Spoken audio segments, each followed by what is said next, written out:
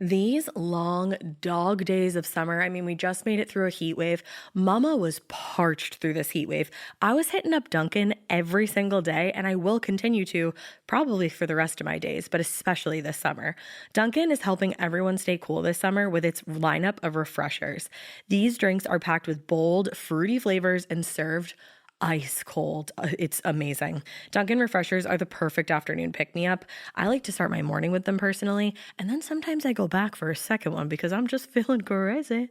They come in a variety of delicious flavors, including fan favorites mango pineapple and strawberry dragon fruit. And then for a limited time, there's black cherry and there's pink pineapple. I'm going to tell you something right now, and it's a bold claim, let me tell you, but I stand behind it.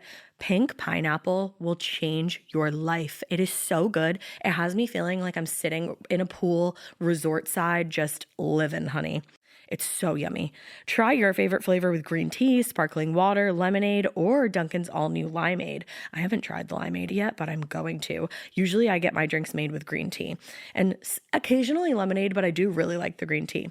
Or if you don't want to build your own, try one of Dunkin's curated refreshers like the Cherry Lime Ricky or the Ultimate Pink Daydream. The Cherry Lime Ricky, scrumptious. I could drink like 3 of these a day. They're so freaking yummy. Head to Dunkin' today and find your favorite refresher. Dunkin' refreshers contain less than 1% fruit juice. Limited time offer. You know what's really terrifying? That unfinished college degree lurking in the background, just sitting there waiting for you. That's where Southern New Hampshire University comes in. With flexible online degree programs, there's no commuting, no rigid schedule, and no more excuses. Plus, they have some of the lowest online tuition rates in the U.S. Visit snhu.edu/morbid to learn more before your degree becomes just another story about what could have been. Every good detective needs a partner to support them on important cases. Think of a State Farm agent like your sidekick, there to help you along the way in your search for coverage.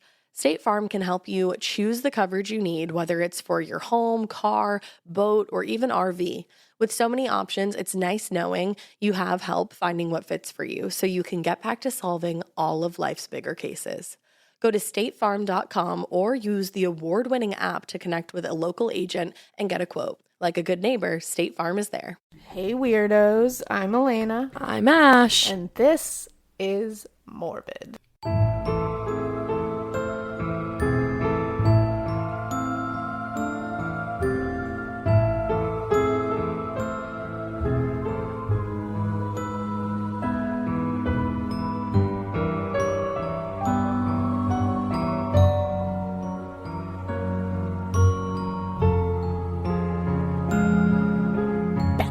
Lab. Oh yeah.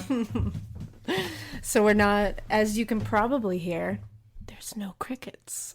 There's just a creaky rocking chair. Only a handful of you didn't like the crickets, but we're catering to you. We're catering to you, yeah. Because we care about everyone's opinions. Exactly, and it's less editing for me later, so that works.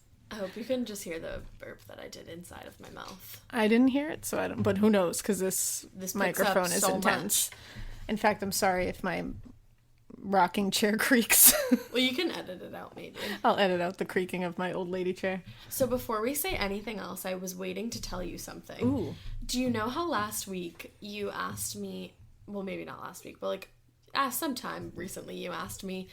If I went on a murderous killing spree, what song would I do it to? Yes. Because that was like a thing on like Facebook or something. Yeah.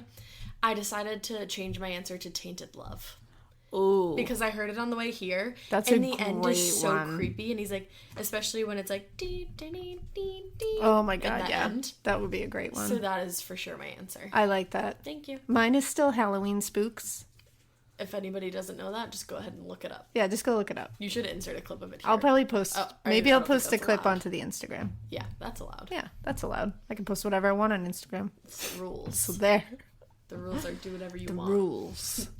So, yeah, hope you guys seem to dig part 1. Mm-hmm. And that's why we're giving you part 2 before the week is over. Here you go. Because we are recording, obviously, right now. and then again on Sunday. And then tonight, I'm going into the morgue, and I'm going to edit this podcast. So, it's going to be authentic. Gonna go to bed. Yeah. So, hopefully, it'll be out on Friday, which won't matter to you because it'll already be out. I'd consider even Saturday the week. If you I'll try to get it out. You're gonna tomorrow. try. I'm gonna try my hardest. Yeah. If I don't hate me. Alaina really tries so hard for you guys. I do. I try a lot. I try really hard when we're recording to be funny and present, and other than that, you succeed. You know, I do what I can. You do it, man. If you need help, call me. But you just really take a lot of Thank the you. reign. Thanks. And I just want them to know that. Thank you. Yeah. Well, we could. You know what? It would be shit all without you. Yeah, it'd be like wicked boring. It really would. If it was just me talking to myself. Fuck that. So, and if it was anybody else, it would be. Oh shit. yeah, fuck everyone else. Yeah, no one else. I think everybody can agree with that. If anything happens to me, this podcast is just done. This is gonna have to be over. Yeah, because I don't think I could Aaron Mankey this. I'm not Aaron Mankey. No, I can't make it good by myself. Or I'm not Allison Horrocks from the Strange and Unusual podcast, which you should go listen to too. Right now. Because she's great. But I don't have that charisma. You know what I do? I get hooked on one podcast and I just like don't allow myself to like listen to other ones because it feels like cheating. See, I listen to a lot of podcasts. I just listen to like one or two. And I like rotate. Like I get through them all and then I start over because I always have a new episode to go to because I have to go through all of them first. Yeah. Like hit all the new episodes and then I can just circle back around and I got all new episodes waiting for me. Smart. It's a good way to do it. Do you know what it felt like today? What did it feel like? Fall. It felt like fall. And I said it so many times at work, and all my friends at work at the location I was at today like really love summer. Ugh. And I was just like, ugh. Who are these people? I was like, guys, it's fall. And then I fucking ordered. So tell me how fucking awesome this sounds. A dirty chai. Ooh, I've heard of that. So it's just like a chai, like an iced chai with a shot of espresso. Ooh. And I got one today. I gotta try that because I've heard it. I've just never ordered it. Do you want to know what happened though? So it was really, really good. But then I was putting on my sweater because I brought a sweater to work today. And I just really I just screwed myself over because I whipped my sweater on and me whipping it on knocked my dirty chai off the counter. That's a badass day. Yeah. I probably just like had my serving size and then the world was like, stop. And the universe was like, take it out. The universe was like, you are literal we gonna trash. fix this. You're trash. Where's your Slurpee, bitch? Where's your trash cereal? I'm never getting one of those again. I got so sick. Did you? I'm just gonna leave it at that. I mean, I feel like you would. For 2 days. Like, if you were like, I felt great after that, I'd be like, you're superhuman. I was sick for 2 days. I believe it. Yeah. I mean, it was called the Captain Crunch slushie. Yeah, and I got it at 7-Eleven at like 9-ish o'clock at night, so I really just did that to myself. Here, try this, I'm trash. That was my favorite thing ever. Here, try this, I'm trash. So there's been a lot of true crime exciting things. There's been a lot this week. Why am I saying exciting? There's been a lot of true crime awful things that have happened this week. I mean, in our world, it's exciting. It's exciting because it's things, but they're awful things. Yeah, horrible. Yeah. So, well, exciting that if you want to talk about the first one that he got caught. I was going to say that's the one good thing is in the Molly Tibbetts case, which I was following that for like the whole month she's been gone. You talked to me about it. Yeah, because John was the one who brought it up to me, and he was like, have you heard of, like, when she was first missing? And he was like, what the hell's going on here? And it freaked him out because they brought up that she was jogging alone. Yeah. And that was the last time she was seen. Do you jog alone? I don't, but I used to. Really? Yeah, I used to jog around the neighborhood by myself. Now I don't. I haven't done it in forever. Yeah, only do that in like the afternoon. Yeah. I didn't know you did that. Yeah. Don't do that. And then, no, I don't. I don't exercise, so I don't have those worries. But that's I'm so glad that he was found. Oh, yeah. And I'm so glad that he confessed. The only thing that really, I mean, there's a lot that pisses me off, but the biggest thing that pisses me off is that he was saying that he was driving by her, he saw her jogging, so he looped around a few times to stalk her while she was, so like a fucking creep. Like, go away. Strange. And then he got out of his car and jogged next to her. Like, he got out behind of his car? her. Like, what? And he said, eventually she said to him, get away from me or I'm calling the police. And he continued. So then she started running, like, away. God, that makes my And he heart said he so chased her sad. down. Like, you're a fucking piece of shit. But then he said the next thing he remembers is placing her in the cornfield where she was found. He said he blacked out. No, you didn't. You remember it. And you fucking did it. Convenient. That you don't have to remember it. Oh, it's such an easy way for them to take complete responsibility away from themselves. I blacked out. You know what, though? They fucking say that, but I hope that they think of it every single night that they're laying in jail. I hope and he, you know what? He's gonna have a fun time in jail. So. Oh, yeah. Like, worst. And it's like... that was just most crimes are senseless, but that was so fucking senseless. Just jogging down the street. And you know what her crime was? Just being a woman. Yeah. Not even being pretty.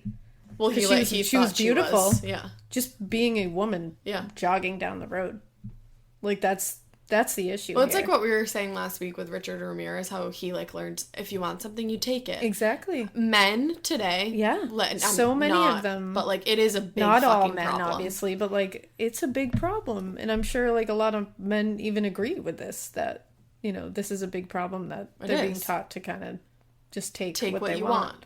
And one thing I want to say to people is like to women especially, and men, like take self-defense classes. Like I want to take one. I do too, because I used to do karate when I was younger. See, and one thing that is good to know is that if somebody ever attacks you from behind, bend yourself forward and slam the back of your head against their face as hard as you can, because the back of your head is very thick. Wicked smart. And it can take a really good hit, and it can fuck their face up, and it will at least fuck them up enough that they might let go of you and get disoriented, and you can get the fuck out of there. So if somebody grabs you from behind, bend forward and then slam your head back as hard as you can into their face. I love that. Just do that. Hopefully you never have to use it, but if it's a dude, kick your foot back too. Yep, kick your foot back possible. And try to bend your like butt into them, because it's a very odd position, like to bend yourself forward and kind of push yourself forward away from them. So just hopefully you never have to do it, but hit them in the face with the back of your head, because the back of your head can take a hit. I'm far too heavy to pick up. That's my strategy. You're welcome. Can't catch me. But you know what? Because I'm not running. Think about the story that was in the Murderino group a month ago, of the lady that was 9 months pregnant. I know, and this guy wild. Still attacked her. Like, you're not safe anywhere. Honestly, true crime will make you become agoraphobic. It's true. As I'm sure everybody has noticed. Hi, I'm a true crime agoraphobic person. That we're making everyone as paranoid as we are. That was funny. I loved I can't remember the guy. Coven. I can't remember the guy's name. Oh my god, his name is Robert. Yes, Robert. I don't have his username right now, but it's Robert Zero, I think. I laughed so hard at that. I was like, I had tears. I showed my husband that because I was like, this is so funny.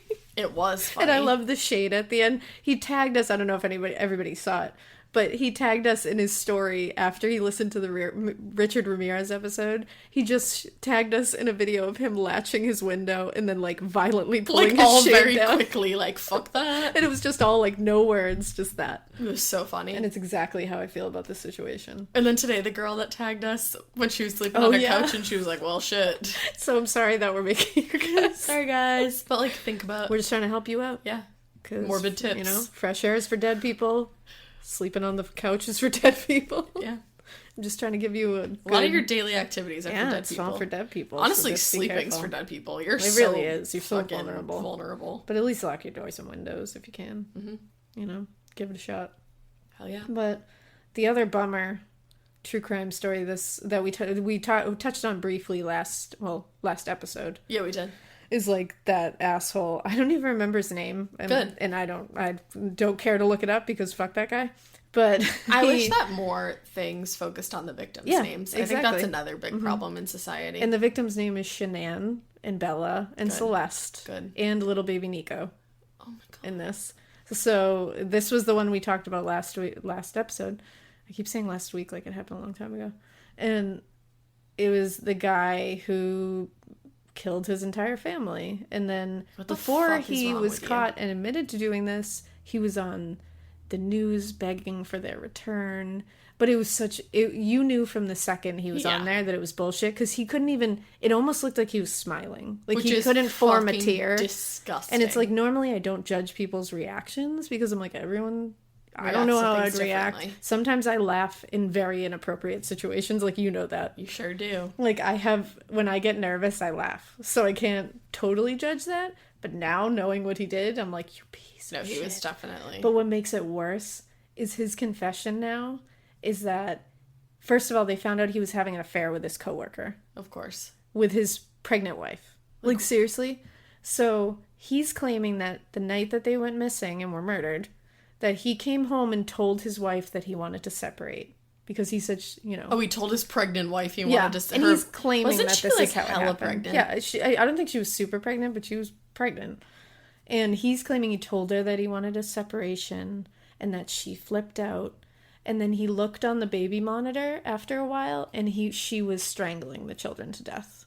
So now I'm going to put this out here. So you murdered your pregnant wife and your 2 children, and now when she is not here to defend herself, you're claiming she did the worst thing that a mother could ever do? You absolute fucking monster. That's not what happened. I don't believe it. Because you know how I know that's not what happened and how he definitely killed those kids? Because you know where they found their bodies? No. In an oil tank that was filled with crude oil. He dumped his 4 and 2-year-olds into a fucking tank filled with shit oil. Oh my god. If you are a parent on any level or love anybody, you know that is never, ever something you could ever do with your children's bodies. I'm not even a parent and I don't understand that. Like, someone could have a gun to my temple and tell me to do that. I would never... No. Like, you would die before you did that. Yeah, I would Absolutely. never do that. You do not disgrace your children's bodies. If you really give a shit about them, like, he's a fucking sociopath. He killed his family because he wanted to be with this new chick, this side chick. That's what this was all about. He was having an affair. He had a family. It was too much. He wanted a new life. Just run away. Exactly. Just get the fuck out of their lives. They'd be better off without you anyways. But instead you just... It infuriated me, though, that and to claim that this poor woman did the unthinkable to her children when she's not here to defend herself. Right. And he claims that he strangled her because she strangled the kids. So he's the hero. And it's like, I hope you get such prison justice. Oh my god. Because when they find out what you did... To little tiny... See you later, goodbye. Oh my god. You're going to be someone's favorite snack in prison, and I can't wait. I want to hear about it. That was a great... Like, I love that you just right? said that. That was awesome. I just... So yeah, that's our fun, depressing, and it's only gonna get worse. So, all right, should we just? Oh, guys, we have to talk about the Patreon. Oh yes, donators. This is a happy thing. I mean, so let's bring it all up again, to slam it all back down. Yeah, let's really lift their spirits. So we have been absolutely over fucking whelmed by the support you guys have given us on Patreon. I can't believe it's this active already. I honestly didn't expect any. I was like, I'm just gonna put this up here and give it a shot. We cannot begin to tell you. Thank you guys so much. Yeah, how much we appreciate it. Because now it's really making us want to pump out more material. And we're trying to improve our audio as we go here, which hopefully you're hearing a little bit each time. We're trying to get better and better. I personally think that we sound so much better. Oh, I'm not even going to listen to the first few episodes. No, I wish they would disappear, but, like, you guys can keep them. Yeah, definitely keep them. I mean, they were great. Content was good. Content was great. Audio quality. So we're going to step it up for you because you've really stepped it up for us. So we really, really, really appreciate it. And we want to shout you guys out. Okay, so we have... I think there's 4 tiers to the Patreon, there is, am I right? But only 3 are active right now. Okay, so the Window Latching Coven, Evil Onion, and Jagged Little Bitches are the ones that are active. So I'll start with Window Latching Coven. Whoop whoop. Shout out to... Ashley Oxley, or Oxley, not positive. Yeah, I'm sorry. Ashley. I like how you spell your name. Jennifer Madden. Jennifer Madden, your last name is Richard Madden's last name, and he's super hot. So I bet you're super hot. You probably are. Joanna D. Yeah, Joanna D. Love it. Kelly Bath.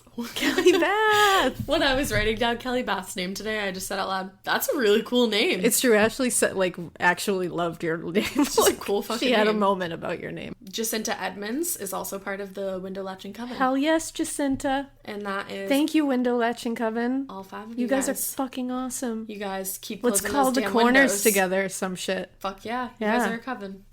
Now for the band Evil Onions. Hell yeah, Evil Onions. We have 4 members of this band, so it actually could be a band. So it really is like a band. And we have one of your favorite people, Lily Turner. My Lily Turner. And I don't know if she likes Lily, so I'll say Lil. Sorry. I always call her Lil. Okay. But I love my Lil. And Lil, you're the best for supporting us. This next name is like hella fancy, and I just want to tell you that, girl. Ooh. Grace DeLowry. Ooh, Grace DeLowry. Like DeLowry is such a fancy ass girl. name. Ooh. Like I feel like it. she had a what's that thing that they do on Gilmore Girls that I wanted to do? Oh, a coming out party? What's it called though? Like debutante ball. Debutante. She Yeah. sounds like a debutante. You know what? If she didn't have one, she should. Because Yeah, she has have the one name now, for Grace. it. Have one now. There's also Lauren Sutherland. Thank you, Lauren. My little sister's name is Lauren. There you go. But she doesn't listen to this podcast though. But this Lauren does. Shout out to you if you do. And then our last member is John Bielecki. Yeah, John. Who I John think was actually was- the first one. Yes. So special props to John The for first jumping right on donator. that. So thank you, John. That's not a word. I'm And also, stupid. I love it though. Okay. I think it's good. Literal Let's trash. just create it. I'm literal trash. Also, my husband's name is John, so rock on. Rock on. For having a good name. Okay, and then the last group that is active right now is the Jagged Little Bitches. Yes. And you guys, I feel like that just reminds me of Pink because of Yeah. You're just like a pill. You know that song? I really hope you Or edit that Jagged out. Little Pill Yeah, by exactly. Alaina Morissette. Yes, that too. Yeah. Oh, I just sniffed really, really intensely. Sorry, I'll edit it out. Okay. So there's 3 members of the Jagged Little Bitches. So they're like A nice little trio of Jagged Little Bitches. Yes, exactly. I like it. Your girl Samantha Trott, Samantha. who I feel like she is like my friend by Right? association. You should be friends with Sam because she's amazing. I think she's really cool. Just like Lil. She's amazing. Lil and Sam. Yes. I think Lil and Sam need to meet each other too. I've never met Sam, but I met Yeah. Lil like once at Target. You did. Yeah. Yep. Love Target. They're both amazing people. I bet they are. I love them. Thank you, Sam. Yes, thank you. I really hope I don't say her name wrong. Brandy Belchick? Belsick? Belsick, I think. Belsick. She's Okay. active on our Instagram, so I recognize her name. Thank you Okay. so much, Brandy. You're the tits. You're the tits, Brandy. And then this next one is like my middle name, so I bet she's really cool. Yeah, what was that? We're inside, and that just scared me. I think What it was was. it? I think it was John closing the door downstairs. When John closes the door, he does it with the authority of like 1,000 Huns. Oh, okay. Yeah, That was intense. Yeah. It felt like he was closing the door up here. yeah. That's what it feels like anywhere in the house. Sorry, Nicole, we just got really off track. Nicole Speckin. Yeah, Nicole Speckin. So thank You guys are fucking you awesome. guys. Seriously, like we're in awe. I can't This is believe not it. even real Sorry life. if you're hearing me put this paper down. Bye. So, guys, seriously, thank you, thank you, thank you, thank you, thank you. I can't even appreciate how much I appreciate you. I can't even appreciate That's it. not what I meant to say. I can't even Understand or comprehend. explain Yes. how there much you I go. appreciate you. Yeah, we are humbled to say the least. Like people want to listen to us. This is amazing. Oh yeah, and that's another thing. We do want to start because we asked you guys for merch ideas, Sure like did. quotes, and you guys gave us fucking amazing things. Like I love that people have grabbed onto so many I know. quotes. It makes They me have feel said good. things that I didn't even realize. That I when could it say came so out, I was much. like, oh yeah, I do say that. It like bananas. Mm-hmm. I say that a lot. So yeah, we're gonna try to get some merch together for that. Try to get some t-shirts, try to get some buttons, some stickers that we can send to our Patreons too. What? And we, I believe the first of the month is when you will be billed for your Patreon donation. And that's when we will start gathering up all the fun stuff to send you guys and 'Cause the first get of the out our month is in, like, 10 bonus days. episodes for you guys because we're going to get those rolling. So we'll be on the lookout for that. Woo! And I think that's all the business we have to attend to since we're like 20 minutes into this thing already. Oh shit, we're gonna turn into like the people that talk forever. I Okay, know. ready, set, Okay, go. ready? So part 2 of Richard Ramirez. Dun, dun, dun, dun, dun. So, I mean, things are going to get pretty rough. It was already really rough, but there's a We couple in ended here. on a rough note. Yeah, we ended on Ma Bell and her Rest in peace. her friend Florence Lang, which, by the way, what I've noticed about this case is there is a lot of conflicting information about names. For some reason, victims' names get twisted around or named totally different things. Because there's so many of them, I just kind of picked the ones that I could find the most. And if I couldn't find something that I was confident enough to say, I don't say it. So I'm not going to give you wrong information here. One of the other things I'll just add in here is somebody emailed us or DM'd us about the pentagram thing. Oh, yeah, you told me about this. Because he uses pentagrams a lot. And they were kind enough to actually explain the difference between a pentacle and a pentagram. Mm-hmm. And so it made me want to do further research because, girl, I love to research. So give me anything and I'm going to research it for like 3 hours. And so I went into the whole history of the pentagram and pentacle because I was like, oh, we said pentagram this whole time. And everything I've read about him says pentagram. I've never read pentacle. I don't think we were technically wrong. Okay. Just made it on. And I'm not trying to be like, we're not wrong, you know, but I think basically it is what you attribute the meaning to it. Like, because back in like this dates back to like the 14th, 15th centuries when like occult practices started taking over. They were rooted in Judeo-Christian symbolism and mysticism, so they started taking Christian symbols and turning them. Okay. And so the pentacle and pentagram are kind of interchangeable in that sense, where it's like the meaning you attribute to it. Okay. And like, I think it's like, it doesn't really matter if there's a circle around it or not. It's kind of just the meaning really is the meaning behind it. It's kind of like you can put the pentacle without the circle or the pentagram without the circle, whatever the hell it is. And if you're attaching a terrible meaning to it, then it is what it is. Oh. So I think we're going to continue calling it a pentagram just because from what my research, that's what I've found to be okay. Mm-hmm. But, you know, we're not trying to offend anybody, so. I did no research, so I will just do what you tell me. So, and I think also, like, Hollywood has something to do with this, too. They've called it a pentagram, so it's become a pentagram kind of thing. Oh, okay. So I think in Richard Ramirez's eyes, it's a pentagram, so I'm just saying pentagram because that's what he was using. Yeah. But we appreciate a witch's star, like what's her face? Yeah, like a witch's star. That's ridiculous.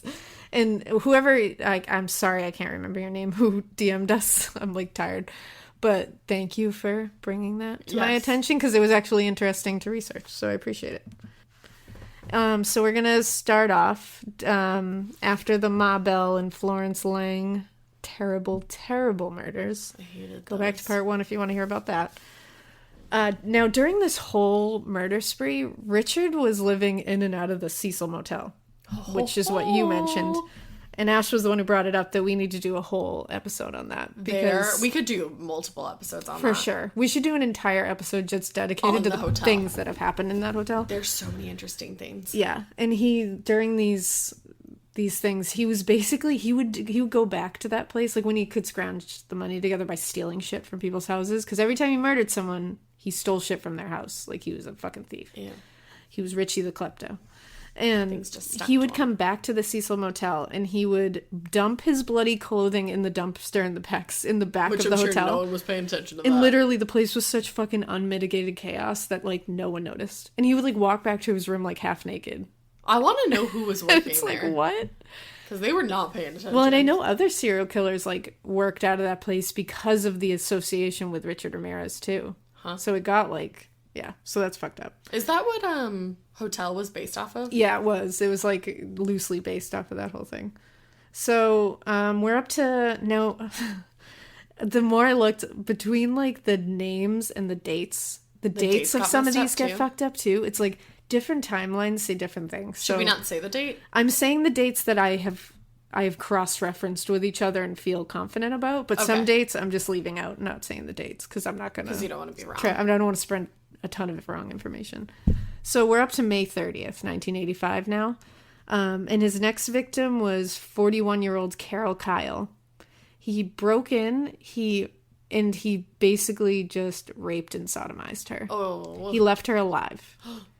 Carol. Did she live? She did. She left. She was left alive, and she described him as, quote, good looking, which weirdly, if he wasn't a garbage person and he had taken care of himself, he has beautiful cheekbones. I will actually show you a picture of a kid that I graduated high school with, and he looks like if he was cleaned up and not garbage person, he he would be a decent looking dude. Like, he could have modeled. Well, he's he very had the much bone like structure of like. He is like a normal looking dude. Yeah, for he's the like most part. very. So I mean, it's a lot of them described him as like somewhat handsome, and as you'll see later, he had a lot of groupies. So we'll get to that later, though. But like, guys, he didn't brush his teeth. So Well, don't groupie. well, she was the one who said that he smelled like wet leather. Oh my God. She described it as wet leather. That just like reminds me of a wet dog. Right, that's what I think of. I think of the wet dog smell And that is- immediately. oh God. And it's because of his fucking halitosis that was caused by him. Oh, like that. Oh, Yeah. Bye. So that was he's racking up like descriptions now because he's leaving some people alive, which no rhyme or reason. He's just some people he decides, and he will say later it made him feel more powerful to decide whether Who or lived not and who somebody died. like he could walk out of there and leave you alive, and he was like God because he just saved you. But Like, he also was like, ruined your your God, fucking excuse life, me. So Yeah. So, an asshole. this is one that the date isn't very clear, but it's 66-year-old Harold Wu and 62-year-old Jean Wu, husband and wife. He went after so many like elderly people and like makes me crazy. So he broke in and shot Harold in the head immediately as he slept next to God. Jean. That was his thing. His that was one MO. thing he did do all the pattern. time. Was he would shoot the husband in the head. So Jean was bound, and she was violently punched and raped. Jesus. He left her alive. And he later said that this was one of those times that he left the person alive because he could. Because he can do whatever he wants. He can choose to leave you alive. Fucked. So this is another one that the date is unclear, but the next one was 41-year-old Ruth Wilson. He broke into her home in the middle of the night. This one's a little scary, but there's a child in this one, but the child was left unharmed. So just know that going in. He found her 12-year-old son, and he used him as bait for her to show him where all the valuables were in the house. So he like held the 12-year-old. Oh. So when I say unharmed, I mean physically unharmed. Not Emotionally and mentally, probably not. But he took him around the house and was like, show me where all your fucking valuables are, or I'm going to kill him. Kid. So she showed him everything. She brought him to like a very valuable necklace. I believe she was a widow too, and I think the necklace was like sentimental.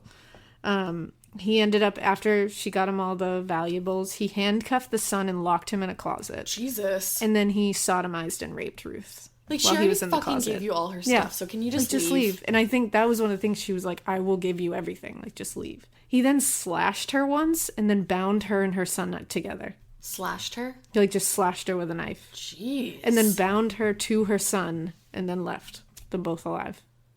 Like, what? The next one was June 2nd, 1985, and it was 29-year-old Edward Wildgens. He was shot and killed by Ramirez, and his girlfriend was violently raped but left alive. Oh my God. So, I don't know That's what also his horrible thing that is. he's just like leaving all these women alive, like without the people that With they, all this like they're like, horrible emotional damage. and you killed their Yeah, like their human. significant other. Like, that's they're awful. human, exactly. And I feel like that's probably part of it. Oh my God, I thought I unplugged that. this. Yep, so did I, and I was literally And I was like, welp, no. not coming. Woo! I almost unplugged the computer, guys. So, Anyway, again, he's leaving too many witnesses. He's leaving too many people that can describe him because he wasn't wearing masks. He was just he thought he was confident. unstoppable. Yeah, He thought he was God. exactly. Now he was always using stolen cars for this whole thing because that way they can't track him and it's easy. And he just was really good at stealing cars, so he just wore did the it. same fucking sneakers. Exactly. God. There was one night where he tried to break into a home, but he saw a man awake and conveniently cleaning a gun. No way. So he bailed. And He's like, you know what? Fuck so that. he tried to straight up kidnap a little girl in Eagle Rock. Jesus. But she started screaming and fighting him, and someone called the police. Good for her. Yeah. And so he bailed again. So he gets back into his stolen car, and he runs a fucking red light in the stolen car. Because he's so, like, frustrated at Yeah, this point. he's I just bet. like, he's everywhere. He's so in the a cop pulls him over. A frenzy. A frenzy, I exactly. said he's in a tenzy. He's in a tenzi. You know that. That's like frenzy. that's a serial killer frenzy, is a tenzi. Yeah. That's a clinical term. It is. I'm here to Says say Ash. it. Well, so a cop pulled him over, and the cop had heard the description of the man who had tried to kidnap that little girl, like, moments earlier. He was like, oh, hey, you look just like that fucking guy. And the description matched Richard, obviously, because it was fucking him. Let me guess, the cop was like, no, I don't think so. No, the cop actually asked him jokingly, hey, you're not the guy killing people in their homes, are you? You're kidding. LAPD. Get your shit together. How are they... Do you know what? There's so many had a situations really good idea like just this. like at this very moment. If I could time travel, I would go back in time to the LAPD and I would show them all of the things. Like I would gather all the articles and all the dumb shit that they did, and I'd be like, look hey, how much you're gonna botch. You can stop this. You can just like you can stop do your being job. so dumb. Yeah. Thank you. I'm going back to the present, even though it sucks a little bit more. I think that's a really good idea, and I'd like that to happen. All right. Because there's just too many cases like this where it's like, come on, LAPD. I'm going to look into time travel after this. You really should. I'll research it. Just for this. Basicest amount of time travel research. Basicest amount, but just, it needs to happen. I'll give it a look. Because come on, LAPD. Jesus.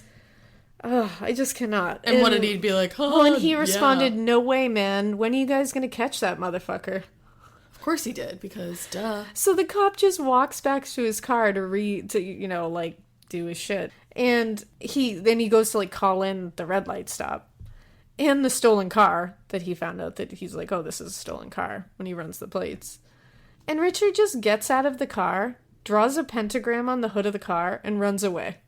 Like, did the guy fall asleep in the All middle of the of cops wasn't noticing because LAPD. I like that he also just drew a pentagram. He's like, let me make sure, okay. And it sounds so like, just, I don't even know, like, over the top, he's like, haha! He just, like, draws a pentagram and is like, beep, This is beep, very, like, and then just, like, Hamburglar. boops off. Exactly, that's what I think of. It's like, you can't catch me. Was it a like, really... he's twirling his mustache. Was it a really big pentagram or, like, just a... I don't know, I think it was, like, a fairly big one. Either way. Wow. Fucking draw a pentagram on a hood of a car while a cop's standing there. Yeah, that takes time. We were drawing them in your driveway the other day. We were with chalk. Which is, like, maybe fucked up. Yeah, that's alright. They were the pentacles. Yeah, exactly. That's better. Or whatever. Well, our meaning attaching to it was not bad. Yeah, I was drawing pink ones. Exactly. So I'm going to end all of these situations with just like, because LAPD. Okay, I like that. I think that should just really let you know what's going on here. This is a paid ad by BetterHelp. I happen to be somebody that struggles with people pleasing. So a lot of times I will build things up and up and up and up and up and then kind of get to the point where I'm like, I need to let this out to this person. Even in 2026, that stigma and just stigma in general can get in the way of a lot of things, like getting support for your mental health. Maybe you've encouraged friends to consider therapy while avoiding taking that first step yourself because you're busy. You're worried about what other people might think, or telling yourself that you should handle this all alone. But therapy with BetterHelp, the world's largest online therapy platform, can be a space to slow down and talk through what's been building before it feels unmanageable. Just take a short questionnaire to identify your needs and preferences, and BetterHelp will handle the initial therapist matching work for you. Their industry-leading match rate means BetterHelp typically gets it right the first time. Feel confident knowing BetterHelp therapists work according to a strict code of conduct and are fully qualified. Don't let hesitation hold you back. Find support with BetterHelp. Sign up and get 10% off at betterhelp.com/morbid. That's BetterHelp, HELP.com/morbid. Every good detective needs a partner to support them on important cases. Think of a State Farm agent like your sidekick, there to help you along the way in your search for coverage. State Farm can help you choose the coverage you need, whether it's for your home, car, boat, or even RV. With so many options, it's nice knowing you have help finding what fits for you so you can get back to solving all of life's bigger cases. Go to statefarm.com or use the award-winning app to connect with a local agent and get a quote. Like a good neighbor, State Farm is there. So a couple of days later after this, June 27th, 32-year-old Patty Elaine Higgins, he slit her throat ear to ear while she slept. Like, what the fuck? Whoa. Now, a few days later, July 2nd, 75-year-old widowed grandmother who had survived 2 bouts of cancer. Oh my God. Mary Louise Cannon. He broke into her home at night. He beat her unconscious with a lamp from her bedside table. Jesus. And then stabbed her with a 10-inch butter knife. What? Yup. Like, he stabbed her with a butter knife? Butter knife. Yeah. And let me tell you, it's hard to stab someone anyways. Like, no, I'm not saying I've stabbed people. I was like where are we going? But, like, during an autopsy even, when I first started training, they had to tell me, like, you got to put some force behind it because it's harder than you think. With a butter knife? Like, we use sharpened blades. I can't imagine a butter knife. Damn. Like, that blew my mind. And it's like, this lady survived 2 bouts of cancer, and it's Richard fucking Ramirez that takes her out. Like, that makes me angry. He is a fucking cancer, so how about He really is. Well, and cancer got him later, so July 5th, 1985. This one's scary. 16-year-old Whitney Bennett. She lives. But he broke into her room, knew that her parents were sleeping in the room next to her, hits the sleeping 16-year-old in the head with a tire iron. Oh my God. Rapes her, and then leaves.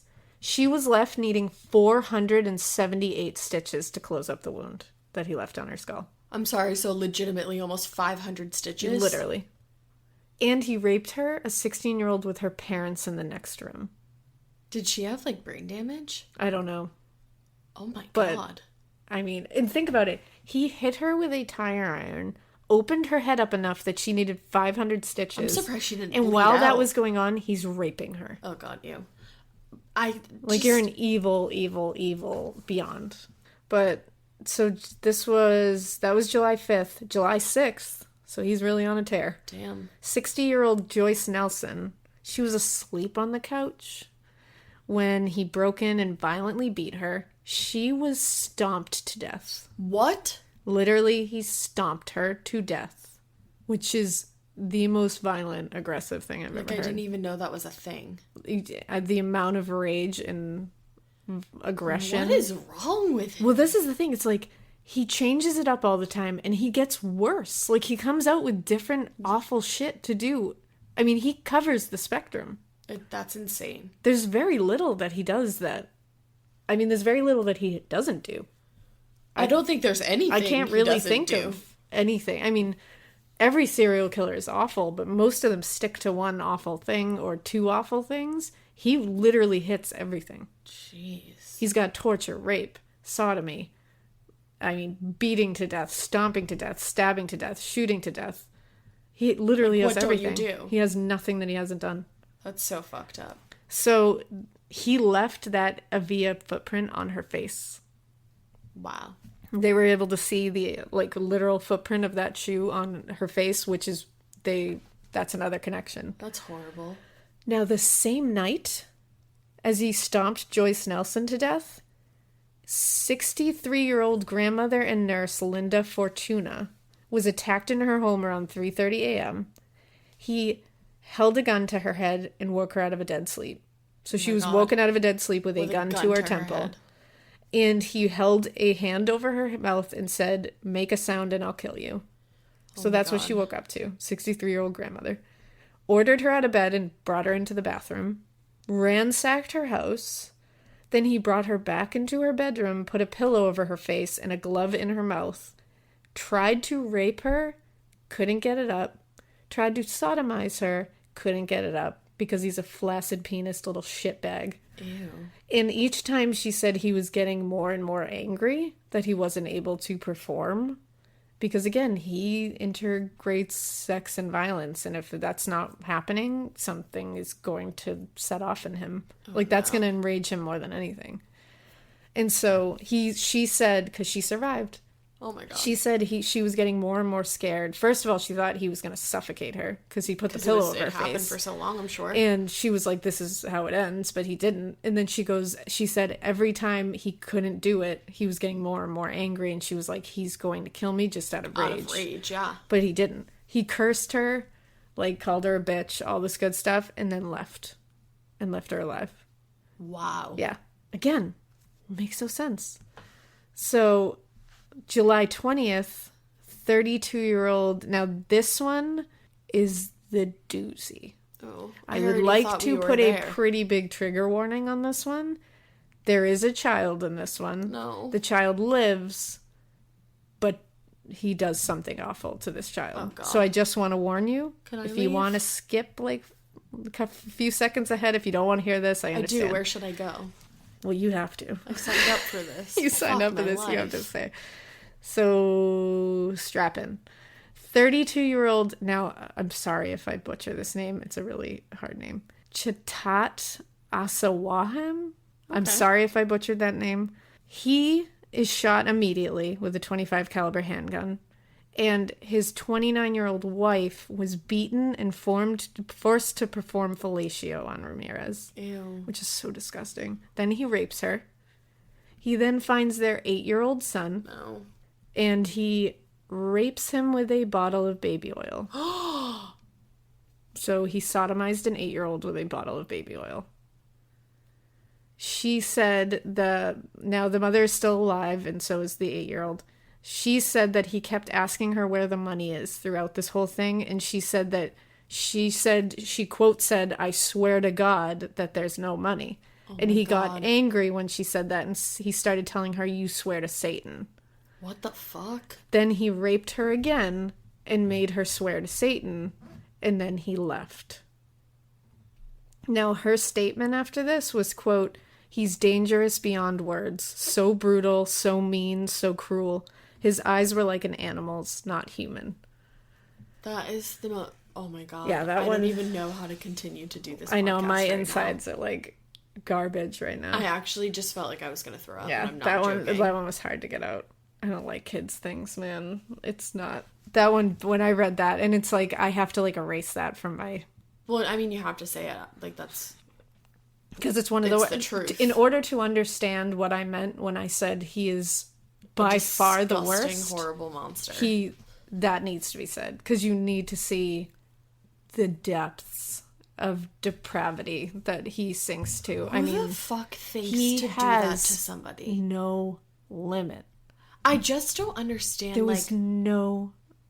Like, plenty of... I'm sorry, and you know what? I'm just gonna go ahead and say it. Plenty of people go through horrible shit in their lives. Oh, yeah. Like, yeah, I get that your childhood was horrible, and I'm sorry for that, but other people go through that and don't do even nearly as bad things as that. Exactly, they just go through life and they get better. That is... No, and that's why... What the fuck? He's a very good case study for nature. Because it's like... Yeah. Nothing makes you do that. No. Nothing. It's one thing to have an abusive childhood and you turn into a shit, violent human being, but that's beyond. It is so wild and, like, inconceivable in my mind to think that anyone could ever, like, even think to do that. Yeah. That's the thing. It's like you just literally can't wrap I'm your blown brain away around right that. now. Yeah, it blew me away. I'm literally blown away. It blew me away. I mean, that's, like, beyond. And this poor mother just watched... Her husband just got shot in the head next to her. Out of nowhere. While they're sleeping. She must have been in And then your shock 8-year-old, forever. that happens while you're there and you can't stop. That's what really got me. What can you do? Is this poor mother couldn't stop that. Oh and that's God. like, I don't know how you get by after that. I really don't. I think, and I almost think, and maybe he's not this smart, to be honest, but it's like there's somewhere in his brain thinking, I'm leaving these people worse off than if I killed them. No, I think like somewhere he's probably sitting there being that. like, this is worse, so I'm going to leave you alive. I think he was that evil. Right? I think it's like, that's what I think. I I think he was that evil, that he wasn't just going, oh, well, I'm powerful and I can do this. I think he was going, no. Now I'm you have to literally remember what I leaving you did. with the worst fucking possible life I possibly can. So he's even worse. That is so... Because he would be doing them a favor to kill them at that point. Yeah. Like, at that point, as Well, that mother, I would be like, on? honestly, shoot me in the face. Like, that would... How do you ever... So it's like that kind of thing. That's what I mean, man. He is beyond. He's so gross. Like, so gross. Beyond gross. And if you thought that was a crazy... Like, he's not done that night. But that was the worst of that the was... worst. That's the worst. Okay. Yeah. I would say that's definitely... That one stuck out to me as the worst. Because I'm actually, like, in shock right Yeah. now. Like, my brain is not saying a That'll lot make you other wanna than bomb. holy fuck. Well, that same night of July 20th... Oh, he wasn't done? He wasn't done. He went to 68-year-old Maxon Needing and his 66-year-old wife, Layla Ellen Needing. He went to their house. He brought a machete with him to this one. What the fuck? Where do you get a machete, Exactly. Richard? He is Everything. What are you He's got doing? everything. He hacks them both in bed with the machete and then shoots them both in the head. And then he robs the home and chops them up more after death. So he mutilates their bodies. So again, he has literally no fucking pattern. Like, you can't understand what's going on in his fucking brain. Any explanation when they caught him about, like, what the fuck was wrong with him? He's evil. That's what he said. He said, I'm evil. Like, he literally is like, I am working for the devil. This is what I'm doing. That legitimately makes me believe that, like, there is some crazy force out there that, like, yeah, takes over people. I feel like it's like a demon. Yes, Like, exactly. it's a demonic thing. Because it's like, he literally attributes it to, like, I'm evil. I'm working for evil. And it's like, yeah, you are. Like, 100%. Like, he doesn't give no other explanation. That it's just just, gave I'm me evil. the fucking chills, dude. Well, and at this point, obviously, like, he's done multiple in the same nights, everything like that. So the media was going crazy. But he wasn't even named the Nightstalker yet at this Was he point. still the They were fucking calling him the screen door walk-in ransacker? killer. That was like their one they'd landed on for a while, the walk-in killer. Well, at this point, gun sales shot up in the LA area. People were sleeping with axes and tire irons next to their beds. Like, Fuck yeah. no windows were open, even though it was a super hot summer. And fresh air is for dead people, so good on them. Oh my god. Get an air conditioning. Even in air conditioning, I'd be like, you know what? I'll sleep in the sweltering heat. It's fine. I don't want it. The LAPD was a fucking mess still. They had no idea what was going on. Like, who worked for the LAPD So, back then? August 6th, 36-year-old Chris and 27-year-old Virginia Peterson were sleeping in bed. He came into their house, he shot Virginia in the face, Oh my God. and then he shot Chris in the temple. They fucking lived and fought him off. After being shot in the face? She got shot in the face, and he got shot in the fucking temple. And he fucking bailed like a little bitch because these two people, after getting shot, I'm going to reiterate, in the face and in the temple, fought his ass. Like, not all heroes wear capes. Did the bullet just not go all the way in? Like, what? Apparently, it couldn't have penetrated like far Brain into matter or certain anything parts like of their that. brain.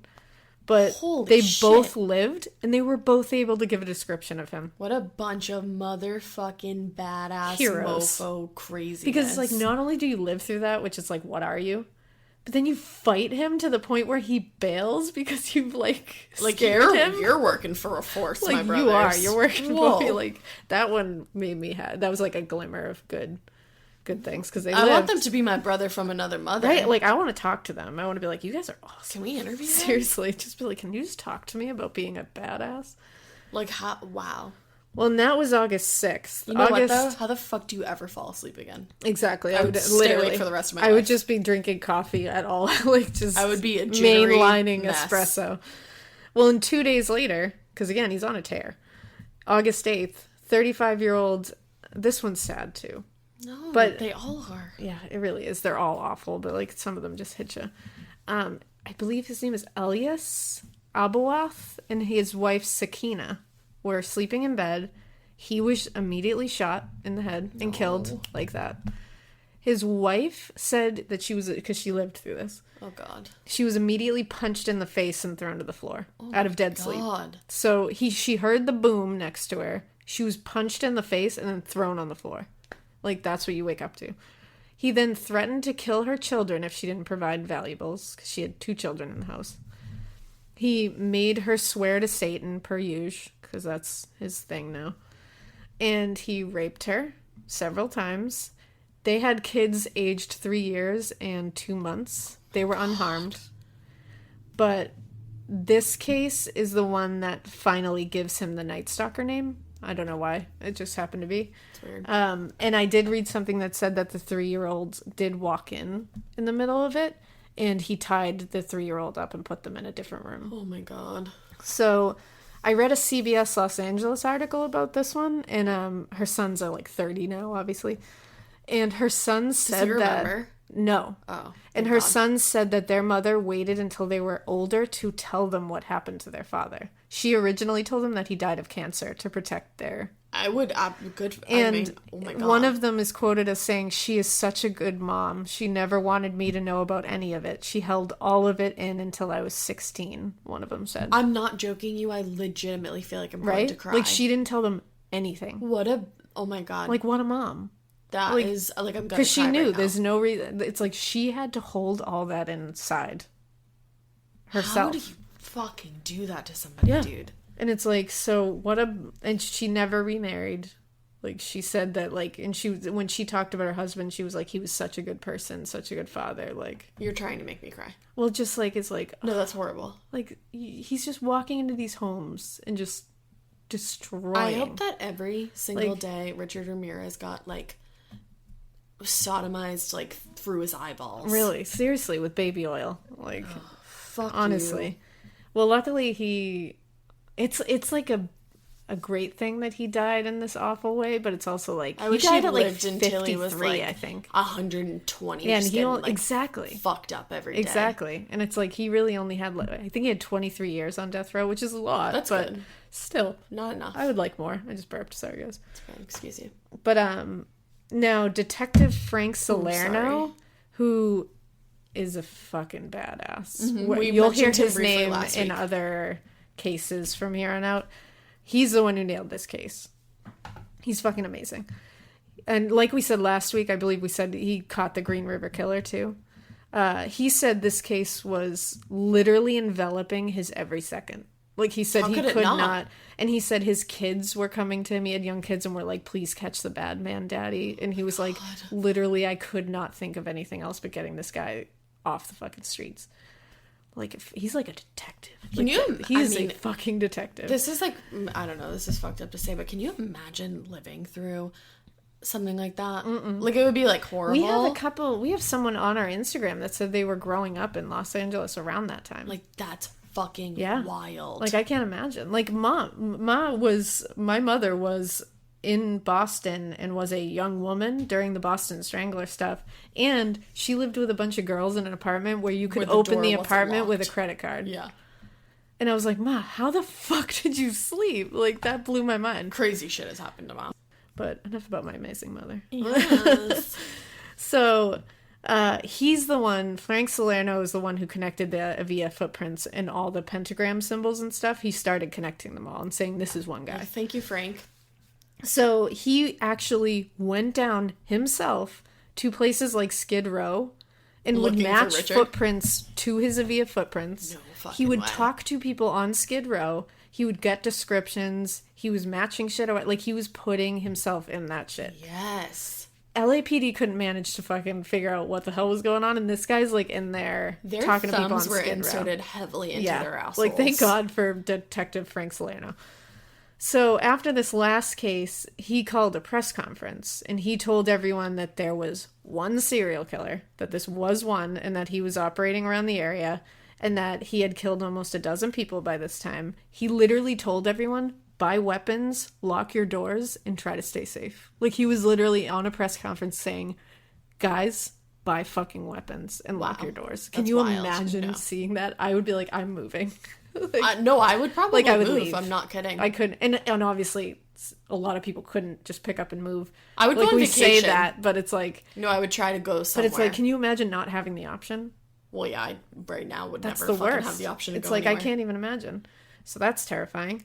Now, his description was being passed around everywhere, and there were sketches. These sketches are so bad. Oh God. First of all, they get him with gray hair, which I have no idea what that's about. Maybe because it was like the middle of the night. And they had him with confused. like bulging eyes. I'm going to post them on the Instagram because they were like, let's make him look as evil as he sounds. If we thought that like the Ted Bundy ones were bad, those ones were so accurate compared to this one. It's so bad. So now he knows that the heat is on him because he's starting to see that they're zeroing in and that they're connecting all these things. So he knows LA is bananas right now for him. So he leaves town for San Francisco. Wake up, San Francisco. We have two very different thoughts on that. So while he's in San Fran, he's like, this isn't my vacation time. He breaks into the homes of Peter and Barbara Pan. Peter Pan. Can he just take a vacation? No. He killed 66-year-old Peter Pan. No. With a gunshot to the temple with that .25 caliber handgun. 62-year-old Barbara Pan was beaten viciously and raped before being shot in the head and left for dead. Oh my god. I couldn't find accurately. I'm pretty sure she lived.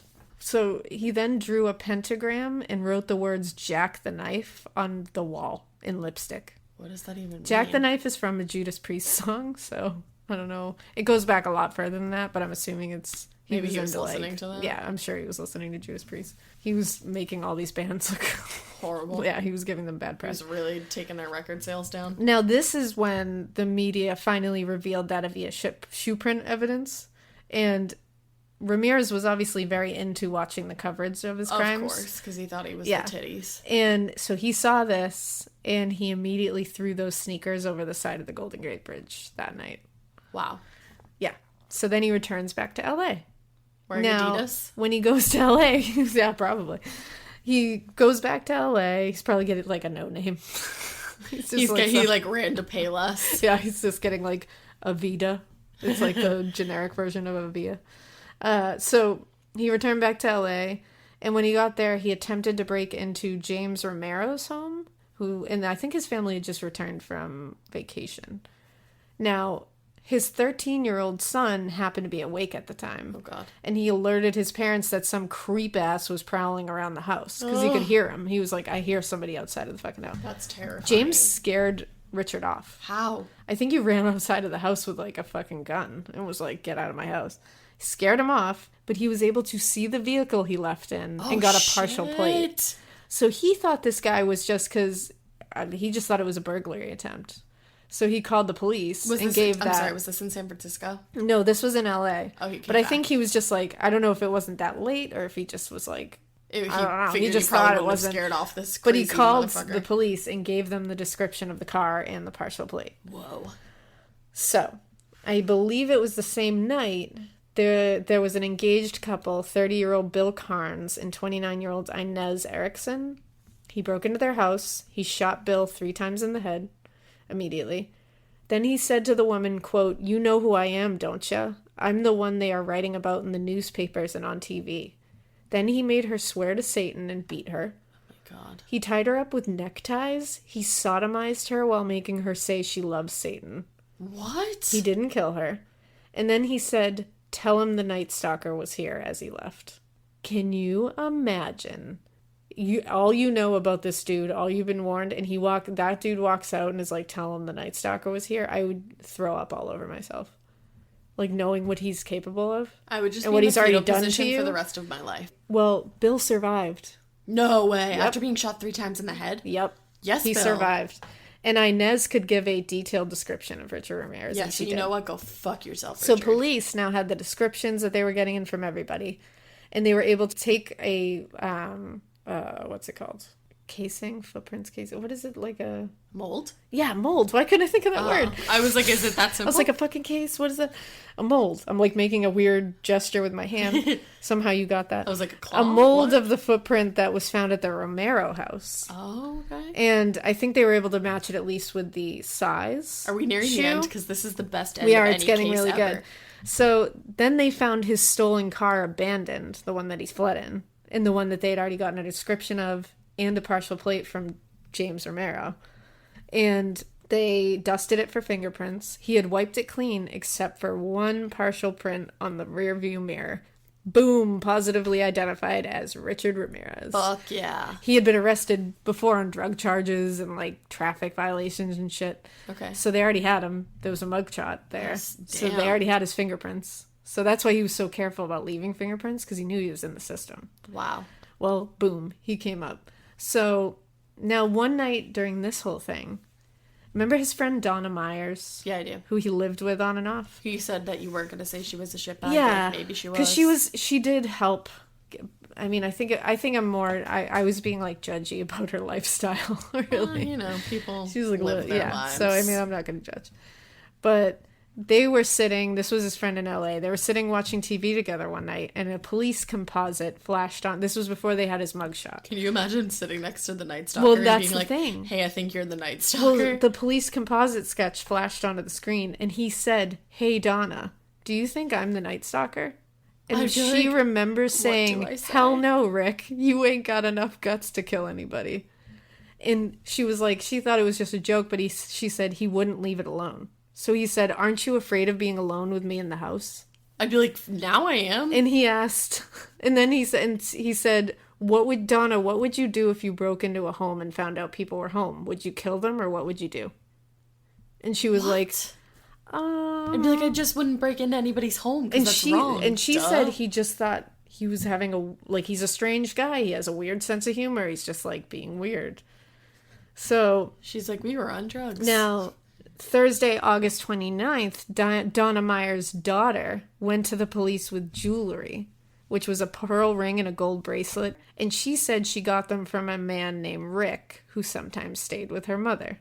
By the next day, Donna Myers had given the police Ramirez's name, so she helped. Okay. Because she all of a sudden was like, you know what, this shit is something weird. fishy here. So they were starting to close in. Now, I know what happens, and I'm on the edge of my seat. Police connected it all. They have the mugshot of Ramirez taken 8 months earlier. So they're just trying to find out where he is right now? Exactly. So this was after the stolen vehicle and the prints were found, along with the descriptions, the mugshot. They have everything. Now they're literally just being like, okay, guys, we have him. We just got to find him. So the police decided to release the mugshot to everybody. It was broadcast on TV news shows Friday evening. It appeared in LA newspapers Saturday morning. And during a press conference, they stated, "We know who you are now, and soon everyone else will. There will be no place for you to hide." Yes. And there wasn't. Good. August 30th, Ramirez took a bus to Tucson, Arizona to visit his brother. Now, at this point, they had just released all this shit the night before. He had no fucking clue that his mugshot was plastered all over fucking Los Angeles. No idea. And, like, gets on a bus. He didn't end up seeing his brother in Tucson, so he returned back to LA early in the morning on August 31st. Again, no idea what he's returning to.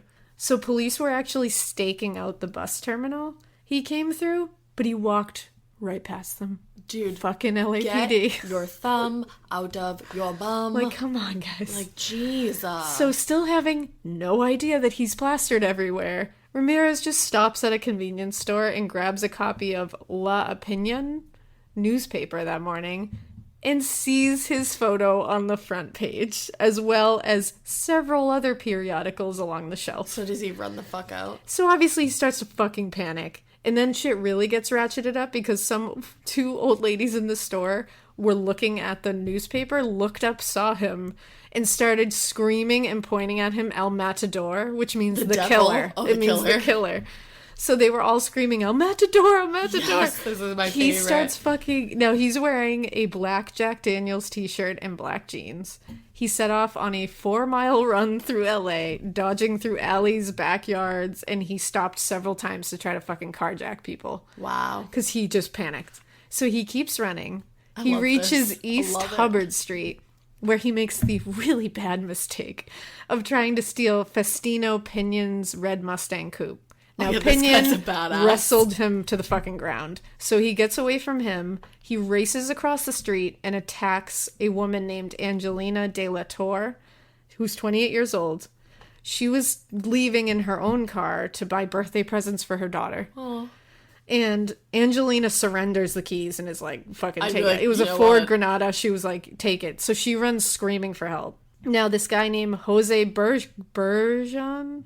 I think Bergeron. Sorry if I say that wrong. He was 55 years old. He heard her screaming, saw this whole thing. He promptly ran across the street and grappled with Ramirez. Yes. Like, no one's scared of this motherfucker. They're like, I'm going to take you. Well, this he's community, fucking running like a little bitch now. This community is a bunch of fucking badasses. Yeah. Like, they are like, fuck This is my favorite thing that's ever happened. Because they're like, you terrorized our community. Like, we are one. Well, now, after Jose is grappling with him... Now Angelina's husband, the one whose car he just tried to steal and she ran away, He comes out, Manuel de la Torre, 32 years old. He arrives with a steel rod that he has taken from his front gate. Yeah. He smashes Ramirez on the head. Fuck yeah. Then Ramirez keeps running with an entire fucking community chasing him down the street. Like a parade. Manuel was able to catch up with him and fucking beat him again with the metal rod. Wasn't there like kids and shit? Oh yeah, everybody. Literally. He caused him to fall against a fence. When he fell, Jose's son, the guy who first was grappling with him, his sons Jamie and Julio arrived as well. Yes. And he was literally getting the shit kicked out of him by an entire group, like mob of people. This is my favorite thing in the world. Now, they held him down and mercilessly beat him. Good. A police officer was stated later saying if we hadn't got there, they would have killed him. Which I'm glad that they got there and that he had to go to jail. When the police officer came through the crowd to arrest him, Richard Ramirez said to the police officer, "Thank God you came." Oh, you mean thanks Satan, you dumb pussy Satan, asshole. you fucking dumbass. Like, thank God. Oh, I'm sorry, you believe now? A fake motherfucker. Oh, you're thanking God suddenly that you're alive? That somebody spared you? Yeah, and you know what? No one spared you, sweetie, because guess where you're going. Knowing that he looked up at a police officer and said, "Thank God you're here." That's that's delicious. It's delicious. I wish that police officer kicked him in the face. Was like, "Swear to Satan, bitch." Well, there's actually pictures of him like being led away from this, and in the police car, his head is like fucking violently bleeding. Like he looks like he got the shit. The back of his shirt is black, and you can see the blood stains on the back of his shirt. So it's great. I'll post some of those too. They're great pictures. You want to fuck with people? Yeah. He'll fuck right back. He does that. This is literally my favorite way that a serial killer. Like, no, you can't. I feel like they should all be caught that way. And later, the police said they were like, "We are so like the police." Proud. And you would think that like maybe the police would feel like they'd have to be like, "Don't take vigilante justice in your no, do it." The police came out and were like all the investigators were like, "We are so proud of our community right now. Like, you guys are fucking because bosses." that's just not like your average. Because he had terrified the community for over a year. It's more than a year. So when this whole news broke, Julian Ramirez, Richard's father, was bewildered by the things that people were saying his son had done. And he said, he was quoted as saying, "In my heart, I can't believe he would have arrived at that. But if the authorities there have proof, what can we do?" Yeah, Julian, you must have zero idea why your son could do something so fucking terrible, right? I'd be like, maybe. Like, he didn't know. You definitely didn't abuse him. You didn't allow his mother to breathe toxic fumes while pregnant with him. You didn't let him hang out with his sociopathic cousin Mike. You definitely didn't let him move in with his other sister's peeping Tom husband. And then you didn't let him move to LA to live on Skid Row when he was 16. Yeah, you have no idea why he could have turned out to be a bad guy, right? Him, probably. Yeah, he can't. He's bewildered. How? We were so, like, fuck you, Julian. Like, thanks a lot, Julian. Like, I'm not saying it was totally his parents' fault, but I'm saying, like, you played a hand. Regardless of what happened here, like, with him, it's like, you created a violent human being. You sure did. Because you showed him violence. So it's like, fuck you for being like, what? Yeah. He's a violent person? That's crazy. It's like I know I am. You beat his mother and his siblings and him on the reg. Like, fuck you, Julian. That just pissed me off. No, that makes me mad too. So, now an interesting thing is he called every woman he encountered a bitch during the attacks. Because I'm sure that was probably partly his father. I'm sure his father said awful things to his mother while he was beating the shit out of her. Yeah. And then also cousin Mike was teaching him not to give a shit about women, so I'm sure that was put in there somewhere. Now, because this was such a prominent thing that he said, when they had a lineup that included it with him this, like, for the survivors to pick him out, they had them all say, "Shut up, bitch." Because they wanted them to be sure that that was the voice. That's just a little interesting tidbit. That is crazy. Now, his trial became like a shining moment for him because he loved the fucking attention. Of course. Because he's a little bitch. He drew pentagrams on his hand and he shouted, "Hail Satan," like out of nowhere. And in the courtroom? And then there was, and some of these pictures, man, are like beyond. I'd be like, do you want us to go get the community He came into court again? with like aviator sunglasses on. His hair all nicely fluffed out. Nice suit on, and he came in and was like leaning backwards, smirking, like laughing, and then he turned to the like groupies that came because what the fuck is wrong with you? And it was like the same with Ted Bundy. Groupie? They would fucking come and sit behind him, and it's no, I have no problem saying what the fuck is wrong with you. Yeah, No, that kind of shit, it's like, what the... Especially with Richard Ramirez. And how like, disrespectful to the family and the people that he killed. He would turn around and, like, wink at them and smile at them and, like... I posted one where he was waving behind him. His fucking creepy-ass He talon even had... fingers. They had to, like, do something with one of the jurors because he was, like, literally, like, seducing her across the room and she was, like, getting into it. Like, also, Chica, he has halitosis, so do you really want to get into that? Really? So... Like we said, he had a ton of groupies, but the luckiest lady of them all was Doreen Leoy. She was like a magazine editor, like a freelance magazine editor, and people said she was a fucking... Like, she lived in a fantasy world and was like a recluse herself. She wrote him upwards of 75 letters during his incarceration, and in 1988, he proposed to her. And on October 3rd, 1996, they got married in San Quentin State Prison. Like, what is wrong with you? Now, for a while, she claimed that she was going to commit suicide when he was executed. And then she didn't. They ended up separating before that happened because, weirdly enough, that marriage did not work out. How do you propose to somebody when you're in prison? I don't really know. Like, I have this licorice that I could maybe turn into a ring. Would you like this licorice? So then, on September 20th, 1989, he was convicted of 13 counts of murder, 5 attempted murders, 11 sexual assaults, and 14 burglaries. Jesus Now, those are just the ones they could prove. There was many more, obviously. He was sentenced to die in California's gas chamber on November 7th, 1989. When he was brought out after this sentencing, he smirked at the cameras, and it's on tape. Ew. We'll, like, play a little clip of it. And said, "Big deal, death always went with the territory. See you in Disneyland." What the fuck? Yeah. The trial actually cost $1.8 million. Holy shit. It was the most expensive in California's history until OJ surpassed it in 96? That's wild. Yeah. So this is really interesting, actually. While in jail in 1987 awaiting trial, he was actually in the same jail as Sean Penn, who was in there for reckless driving and punching an extra on the set of the movie, like he's known for, because he's known for being like a hothead. They saw each other around and shit, and after about a month, Ramirez asked a guard for Penn's autograph. And Ramirez then wrote Penn a letter later saying, quote, "Hey Sean, stay tough and hit them again. Richard Ramirez, 666. What the fuck?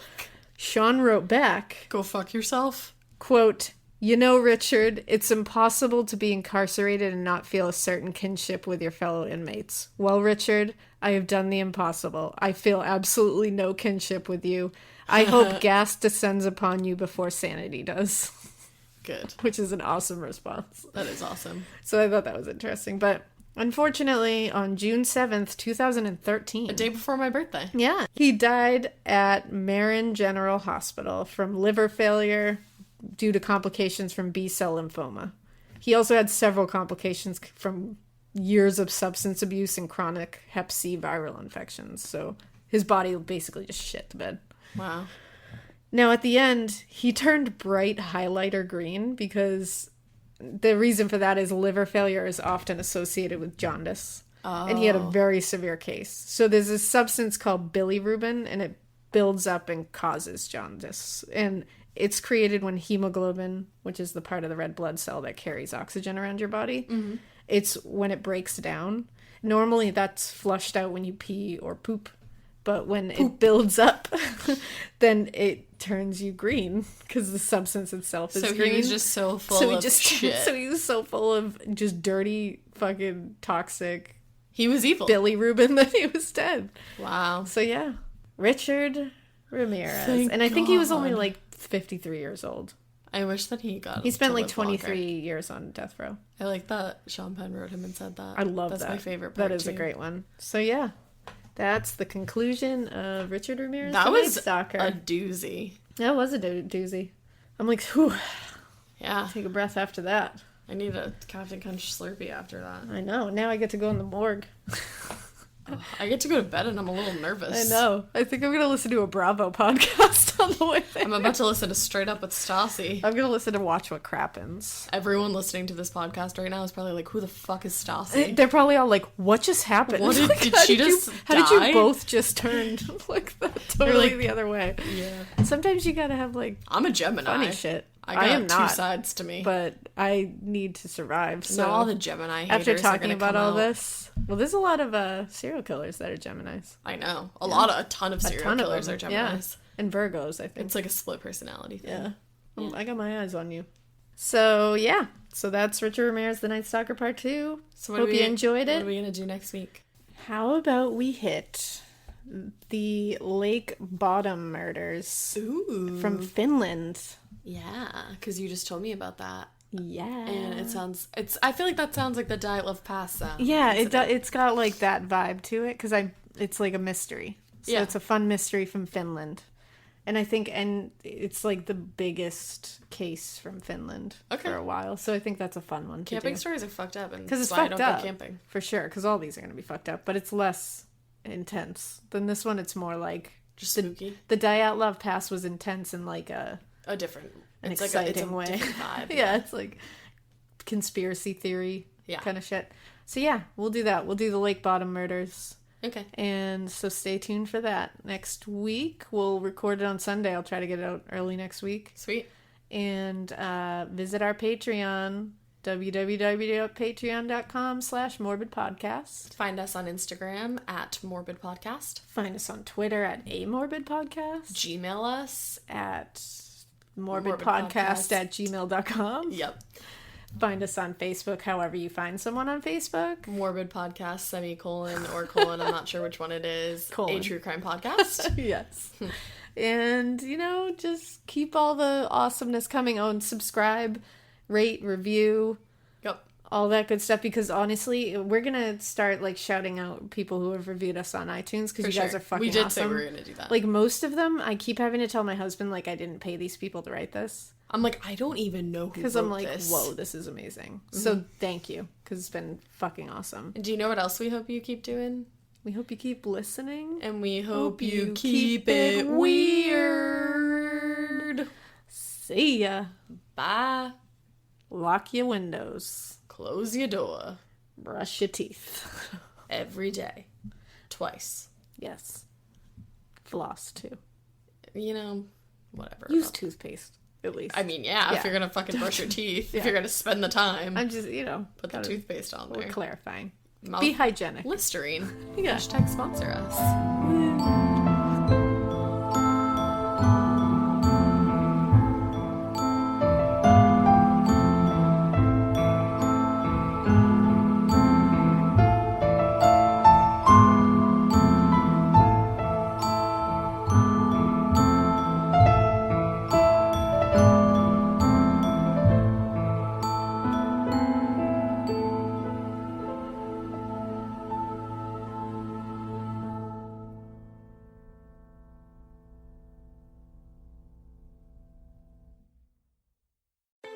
Join me, Cyndi Lauper, with Chef Michelle Bernstein and Dr. Panico to talk about psoriasis and psoriatic arthritis, the potential connection and risk of developing permanent joint damage.